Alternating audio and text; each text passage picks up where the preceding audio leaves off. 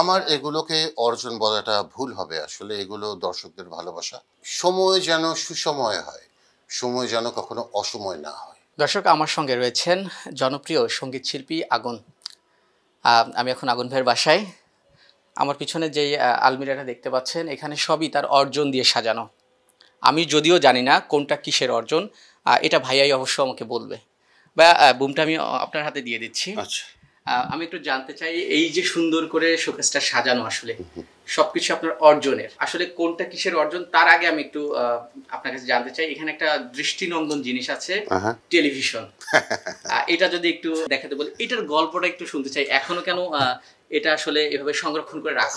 এটা আমার নানির টেলিভিশন। এটা অনেক আগের অ্যানালগ টেলিভিশন। এখন তো আর অ্যানালগের যুগ তো কিছুই নাই, সব ডিজিটাল হয়ে গেছে। তারপরেও নানির স্মৃতি হিসেবে এটা আমার কাছে আছে। আর এটা এখন একটা অ্যান্টিক পিস, এটা অনেক ভ্যালুয়েবল আমার কাছে।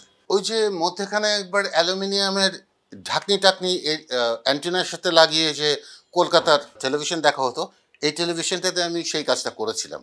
তখন আমার নানি মারা গেছেন, কিন্তু এই টেলিভিশনটা আমার ওই সময়ের সাক্ষী। আমার এগুলোকে অর্জন বলাটা ভুল হবে, আসলে এগুলো দর্শকদের ভালোবাসা। বাস, এখানে বাচুশাস আছে, জিএফবি আছে, আরো অনেক টেলিভিশনের অ্যাওয়ার্ড আছে, আসলে অনেক অনেক কিছু আছে এখানে। টানা সপ্তমবারের মতো বেস্ট টিস্যু পেপার ব্র্যান্ড হিসেবে স্বীকৃতি পেয়েছে বসুন্ধরা টিস্যু। জাতীয় চলচ্চিত্র পুরস্কার আমি এখনো পাইনি, ওটা নিয়ে আমার কোনো আক্ষেপ নাই, হয়তো কপালে থাকলে পেয়ে যাবো। বাচুশাস পেয়েছিলাম আমি আব্বার ছবি এখনো অনেক রাত, ওটাতে গান গেয়ে পেয়েছিলাম। আরেকটা হচ্ছে শাহজাহান খানের উত্তরের খ্যাপ। এই ছবিতে তো আমার ছোট ছেলে প্রথমটায়, পরের ছবিতে আমার ওয়াইফ আমার বড় ছেলেকে নিয়ে আছে।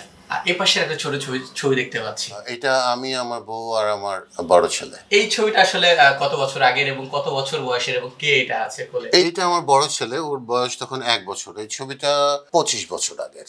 25 বছর আগে। বিশেষ করে মুহূর্ত মনে হচ্ছে একদম একদম একদম।